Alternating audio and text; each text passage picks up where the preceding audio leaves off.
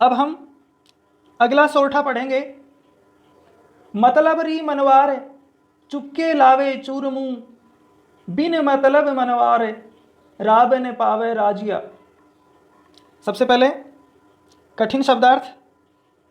मतलब स्वार्थ, री की, मनवार मनुहार या सम्मान करना, मनाना, चुपके चुपचाप, चूरमू, चूरमू सब हम जानते ही हैं, राब, राब के यहाँ दो अर्थ आते हैं। एक तो हम राजस्थानी में जो राबड़ी बनाते हैं, जो सहज रूप से छाछ की और बाजरे से बन जाती है, और इसका दूसरा अर्थ है गन्ने को उठाकर जो गाढ़ा किया रस होता है उसे भी राब कहते हैं। तो ये दोनों अर्थ हम लेते हैं यहाँ, क्योंकि कृपाराम जी अपने शेखावाटी अंचल में सीकर में रहे थे, तो इसका अर्थ आप राब अर्थ राबड़ी भी ले सकते हैं, या राब का अर्थ गन्ने का जो रस है गाढ़ा उसको भी ले सकते हैं। अब हम प्रसंग लिखेंगे। प्रस्तुत सोरठा हमारी कवि कृपाराम के नीति के सोरठों से लिया गया है, जिसमें संसार में सभी लोग अपने स्वार्थ के आधार पर व्यवहार करते हैं, उसके बारे में बताया गया है। व्याख्या लिखते हैं। कवि कृपाराम जी कहते हैं कि हे राजिया, इस संसार में सभी अपने स्वार्थ के लिए ही या उस स्वार्थ सिद्धि को ध्यान में रखते ही व्यवहार करते हैं, और जब उन्हें अपना कोई कार्य सिद्ध करना होता है या काम निकालना होता है तो उसे चुपचाप स्वादिष्ट चूरमा लाकर खिलाते हैं, उसकी प्रशंसा करते हैं, और जब कोई स्वार्थ नहीं होता है या जब उसका काम निकल जाता है तब उसे कोई राब, जो साधारण राबड़ी या जो गाढ़ा रस है वो भी कोई नहीं देता है। अर्थात जब काम होता है तभी सम्मान करते हैं या स्वार्थवश ही उन्हें कोई स्वादिष्ट व्यंजन या स्वादिष्ट चूरमा खिलाते हैं। विशेष लिखेंगे। भाषा सरस और सरल राजस्थानी का प्रयोग किया गया है। दूसरा बिंदु लिखेंगे। कवि अपने पाठकों को सावधान कर रहे हैं कि जो स्वार्थी लोग हैं उनके खुशामद किए जाने पर हमें सावधान हो जाना चाहिए, क्योंकि वो अपने स्वार्थ सिद्धि के लिए कोई कार्य करवा सकते हैं या उसी के लिए ऐसा कर रहे हैं। इसलिए हमें उनके द्वारा दिए गए उपहार को सोच समझकर ही स्वीकार करना चाहिए। अगला बिंदु लिखेंगे। कवि ने इस सोरठे के माध्यम से लोक व्यवहार की सीख दी है। शैली उपदेशात्मक है तथा व्यंग्यात्मक है। अलंकार की बात करें तो यहाँ मैं और मैं वर्ण की आवृत्ति भी मतलब री मनवार चुपके लावे चूरमा में च वर्ण आया। इसी प्रकार से राब ने पावे राजिया में रह वर्ण जो प्रथम और अंतिम शब्द में आ रहा है, इस कारण से वर्ण सगाई या वर्ण सगाई अलंकार है। इसके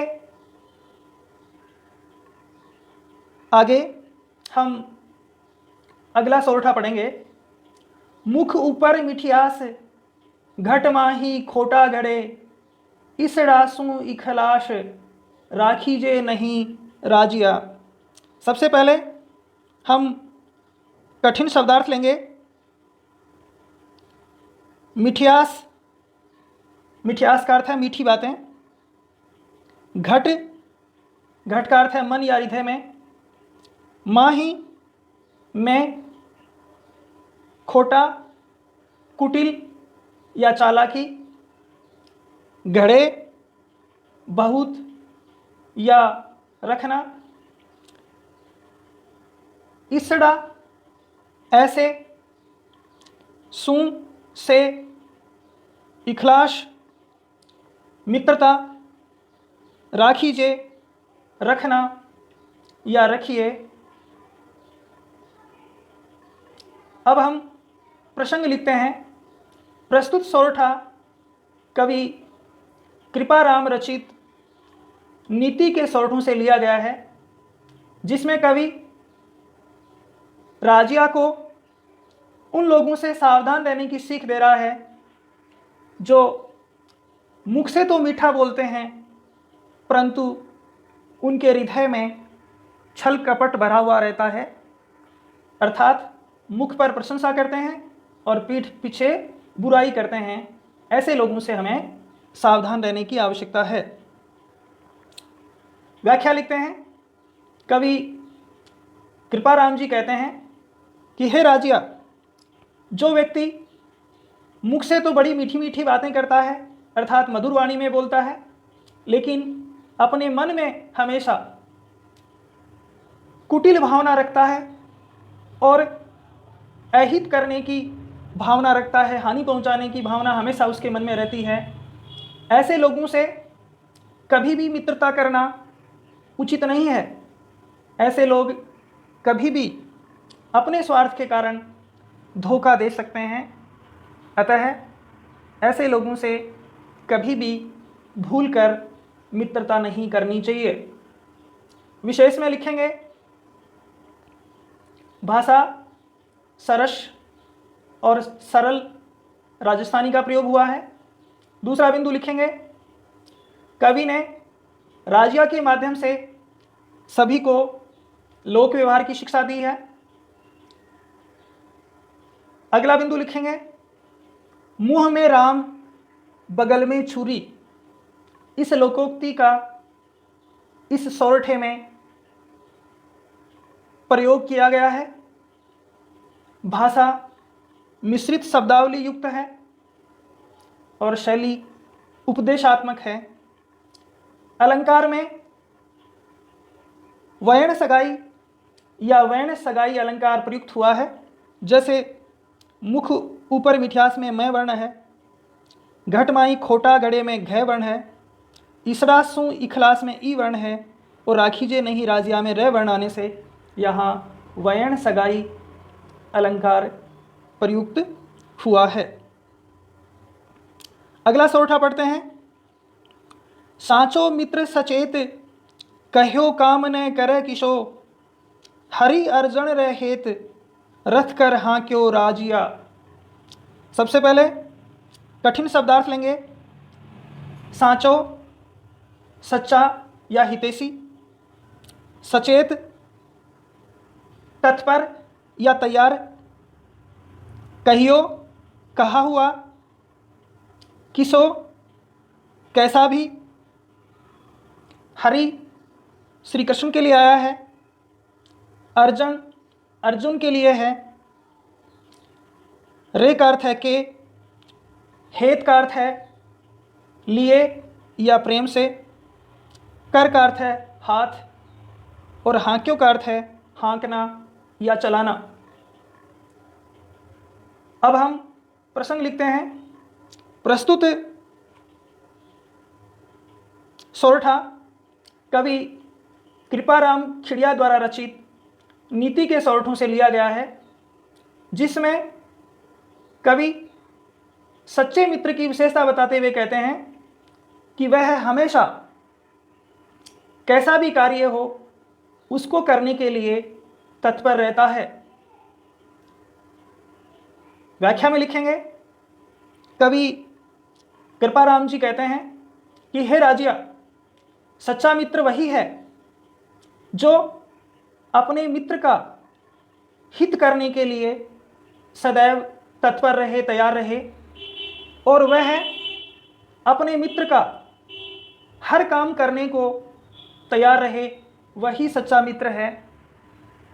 उन्होंने कहा कि भगवान कृष्ण ने जो स्वयं द्वारकाधीश थे, सर्वशक्तिमान थे, परंतु फिर भी महाभारत के युद्ध में अपनी मित्रता निभाने के लिए या सच्ची मित्रता के कारण अपने ही हाथों से अर्जुन का रथ चलाया था, सारथी बनकर रथ को हाँका था। यही इस उदाहरण के माध्यम से सच्ची मित्र की विशेषता बताते हैं। विशेष लिखेंगे, कवि ने श्री कृष्ण को सच्ची मित्रता का आदर्श बताया है और मित्रता के कारण ही द्वारकाधीश कृष्ण ने अर्जुन का सारथी बनकर रथ को चलाया था, अर्थात एक सर्वशक्तिमान राजाधीश या द्वारकाधीश होते हुए भी वो इस तुच्छ कार्य को करने में संकोच नहीं किया। दूसरा बिंदु लिखेंगे, सरल राजस्थानी भाषा में सच्चे मित्रों का परिचय कराया गया है, उनके लक्षणों के बारे में बताया गया है। साचो मित्र सचेत कह्यो काम ने करे किशो, पहली पंक्ति में जो कै वर्ण आया है, उस कै वर्ण के कारण कह्यो काम ने करे किशो, इसके कारण यहाँ अनुप्रास अलंकार है। इसके अतिरिक्त वयण सगाई अलंकार पूरे में आया है। आप देखेंगे सांचों में से, सचेत में से आ गया, कहो काम में कै और किसों में कै, हरि में है, हेत में है, रथ में रह और राजिया में रह वर्ण की आवृत्ति होने से यहाँ वयण सगाई अलंकार प्रयुक्त हुआ है। अगला सोरठा पढ़ते हैं, हिम्मत कीमत होए बिन हिम्मत कीमत नहीं, करे न आदर कोय रद कागद ज्यों राजिया। सबसे पहले कठिन शब्दार्थ लेते हैं। हिम्मत, साहस, कठिन काम करने की इच्छा शक्ति। कीमत का अर्थ है मूल्य, महत्व या सम्मान। होय का मतलब होना। बिन का अर्थ है बिना। आदर, सम्मान। रद्द, रद्दी या बेकार। कागद, कागज, ज्यों, जैसे। कठिन शब्दार्थ के पश्चात प्रसंग लिखते हैं। प्रस्तुत सोरठा हमारे कवि कृपाराम खिड़िया द्वारा रचित नीति के सोरठों से लिया गया है, जिसमें कवि जीवन में साहस का महत्व बताते हैं। व्याख्या लिखेंगे, कवि राजिया को संबोधित करते हुए कहते हैं कि हे राजिया, समाज में सभी व्यक्ति साहसी व्यक्तियों का या ऐसे व्यक्ति जो हर काम करने के लिए तत्पर होते हैं, उन्हीं का सम्मान किया जाता है, उन्हीं की इज्जत की जाती है, उन्हें ही मान सम्मान दिया जाता है।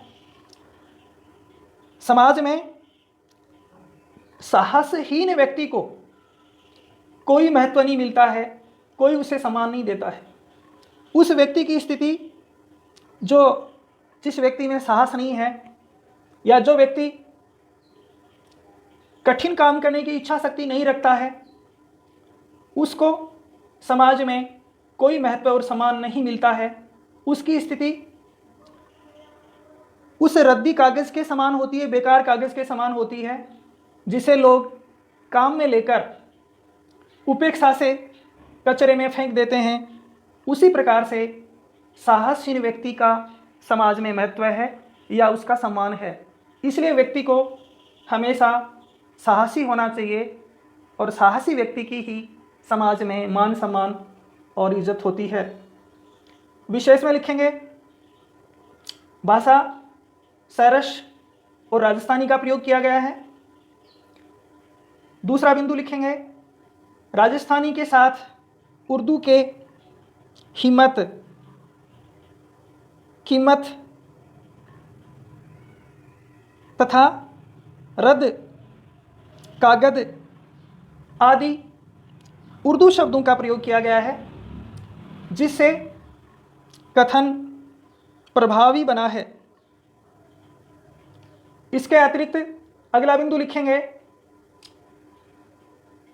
जीवन में जो लोग चुनौती और समस्याओं का सामना करने की हिम्मत नहीं जुटा सकते हैं, उनका समाज में कोई पूछ नहीं होती है, कोई मान सम्मान नहीं होता है।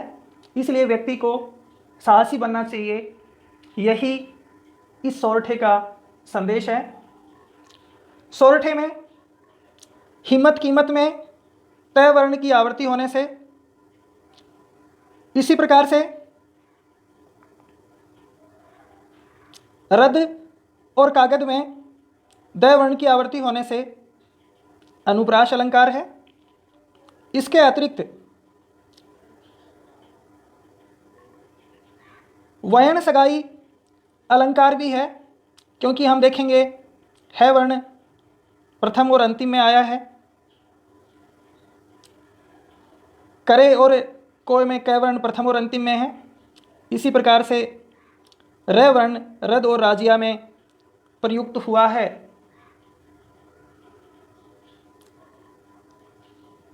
प्रिय विद्यार्थियों, तो इस प्रकार से यह पहला अध्याय, जिसकी कवि परिचय, कवि की रचनाएं और उनकी रचनाओं की सप्रसंग व्याख्या पूरी होती है।